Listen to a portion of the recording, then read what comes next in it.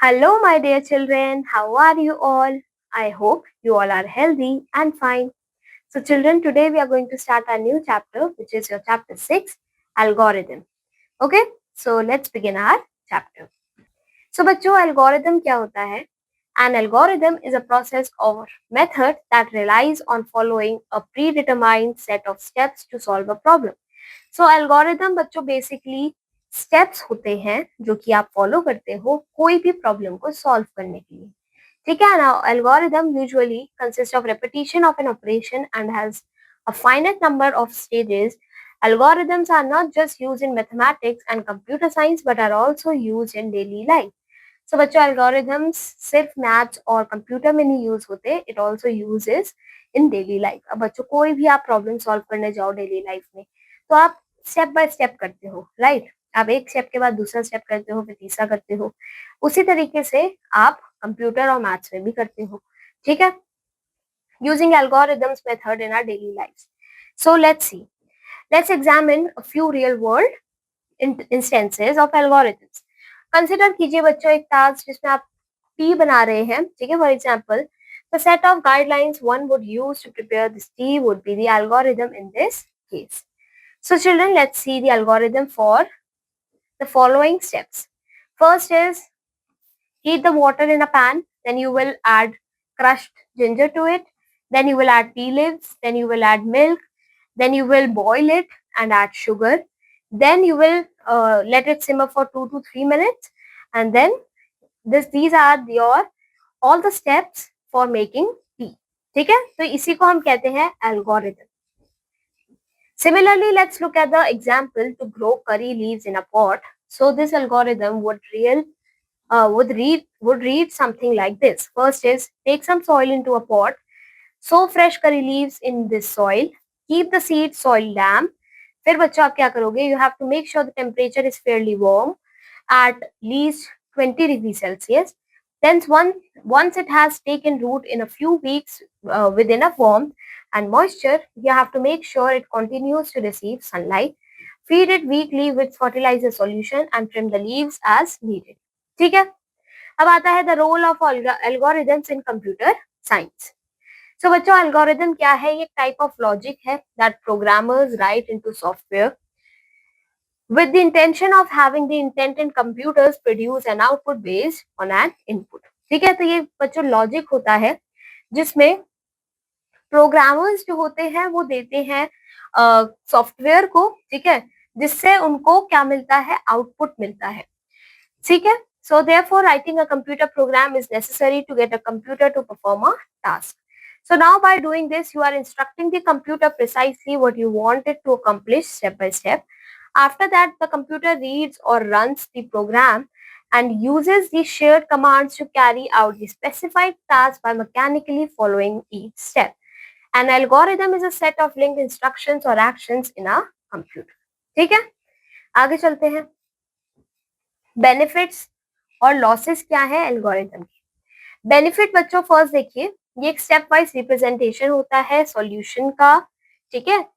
Of a given problem which makes it easy to understand. तो बच्चों ये जो स्टेप बाय रिप्रेजेंटेशन है ये काफी इजी बना देता है उसको समझने में. ठीक है. Algorithm uses a definite procedure. एक ये डेफिनेट प्रोसीजर यूज करता है. ये डिपेंडेंट नहीं है बच्चों किसी प्रोग्रामिंग लैंग्वेज पे, तो ये काफी इजी हो जाता है बच्चों समझने के लिए, किसी के लिए भी इवन विदाउट प्रोग्रामिंग नॉलेज. ठीक है. नेक्स्ट है बच्चों every step in an algorithm has its logical sequence so it is easy to debug. Next देखिए, by using an algorithm the problem is broken down into smaller pieces और steps, hence it is easier for a programmer to convert it into actual program. अब disadvantages क्या है? ये काफी time consuming है क्योंकि एक एक स्टेप बच्चों आप पूरा टाइम लेके करते हैं. It is difficult to show branching and looping in algorithm. और बच्चों बड़े टास्क जो है, जैसे काफी बड़े टास्क जो है वो काफी डिफिकल्ट हो जाते हैं एल्गोरिथम में रखने के लिए. ठीक है. अब फीचर्स क्या होते हैं एल्गोरिथम के? So let's see the characteristics of an algorithm. पहला है फाइनाइटनेस. ठीक है. एल्गोरिथम जो है उसके पास फाइनाइट नंबर ऑफ स्टेप्स होते हैं, so it should end after a finite time.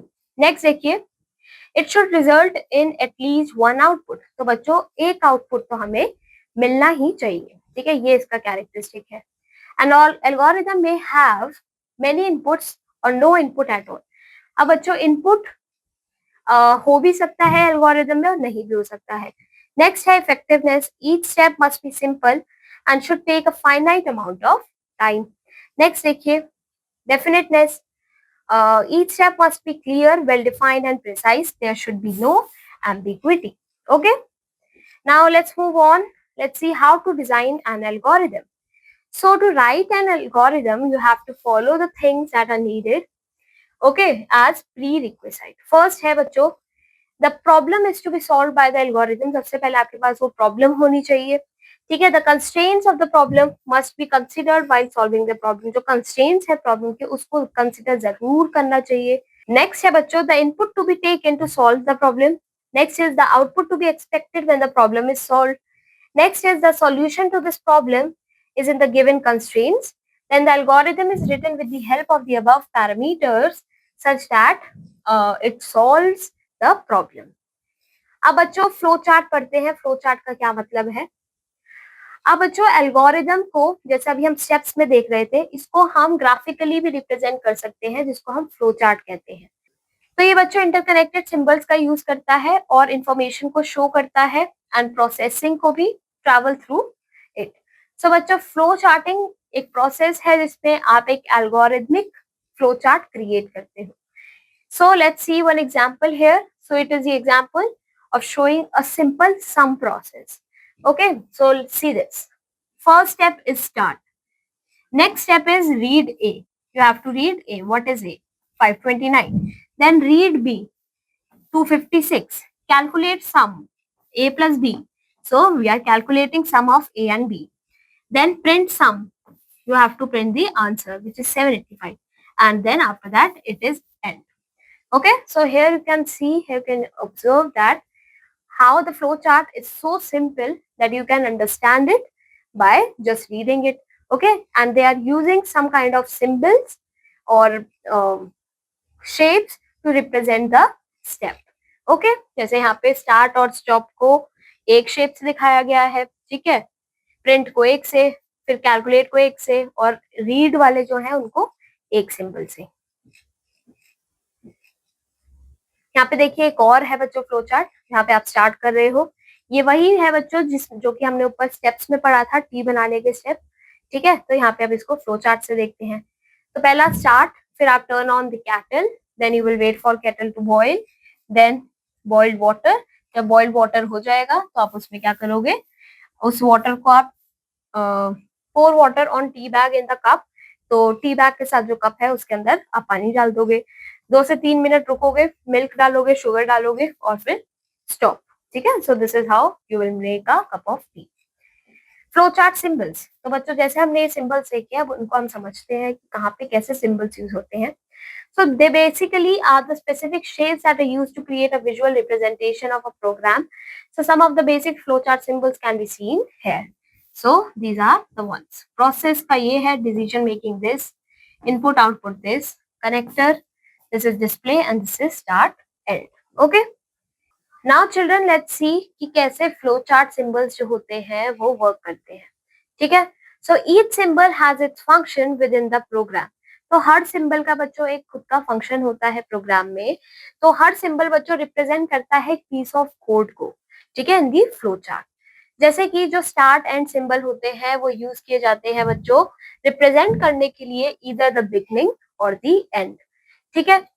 जो प्रोसेस के सिंबल होते हैं वो हमें अलाउ करते हैं बच्चों शो करने के लिए that how the program is functioning, like when you need the program to calculate two numbers और इवन एनालाइज द इंफॉर्मेशन, ठीक है। नेक्स्ट होता है when you decide to enter data, जब आप डेटा एंटर करते हो you show it on the screen, ठीक है, और print it on the paper, you use the input और आउटपुट सिंबल।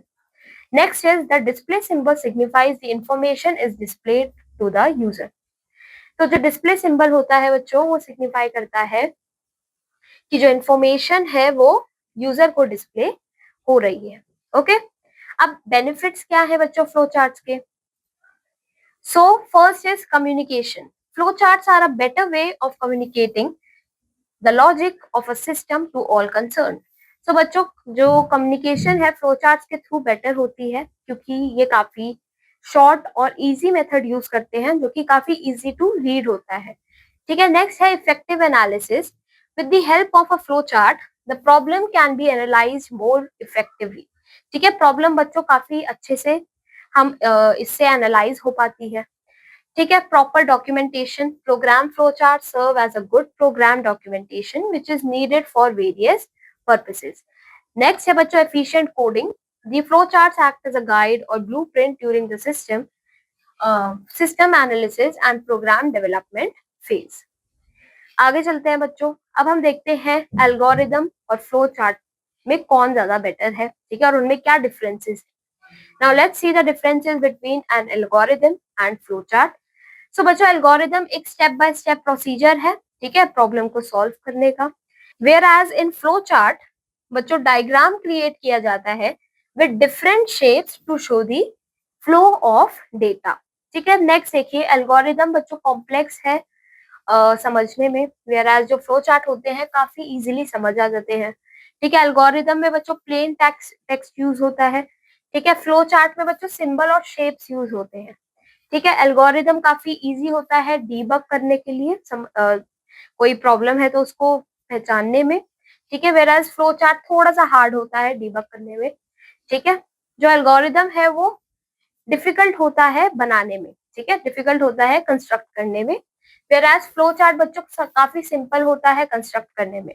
ठीक है, नेक्स्ट देखिए, algorithm does not follow any rule. Algorithm कोई रूल फॉलो नहीं करता। ठीक है, वो प्लेन टेक्स्ट होता है, सिंपल स्टेप्स होते हैं, वेराज फ्लो चार्ट फॉलो करता है बच्चों रूल्स को, जैसे कि हमने देखा ऊपर कि इसमें शेप्स यूज होते हैं।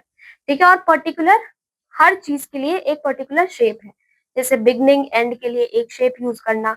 तो इसमें basically we have the rules that should be followed while constructing.